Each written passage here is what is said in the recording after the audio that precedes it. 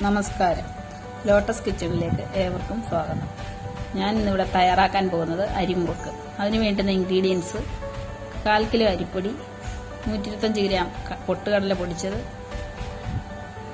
1 teaspoon എള്ള്, 1 teaspoon butter, അല്പം കായപ്പൊടി. ഇനി തയ്യാറാക്കുന്നത് എങ്ങനെയെന്ന് നമുക്ക് നോക്കാം. ഒരു പാത്രത്തിലോട്ട് അരിപ്പൊടി,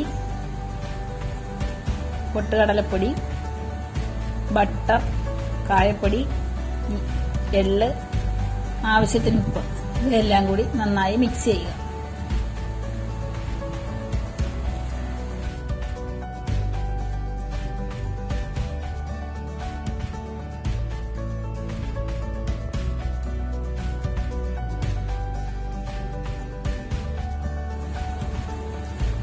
കുറേശ്ശെ വെള്ളം ഒഴിച്ച് കുഴയ്ക്കുക.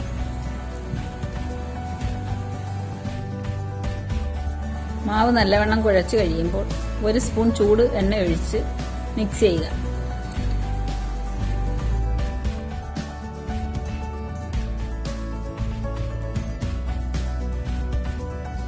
സേവനാഴി എടുത്ത് മുറുക്കിന്റെ ചില്ലിട്ട് സേവനാഴിയിലോട്ട് മാവ് നിറയ്ക്കുക.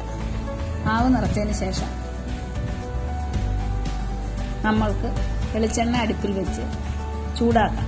ചൂടാക്കിയതിന് ശേഷം മുറുക്ക് ഒരു പാത്രത്തിൽ ചുറ്റിച്ച് വെളിച്ചെണ്ണയിലിട്ട് പൊരിച്ച് എടുക്കാം.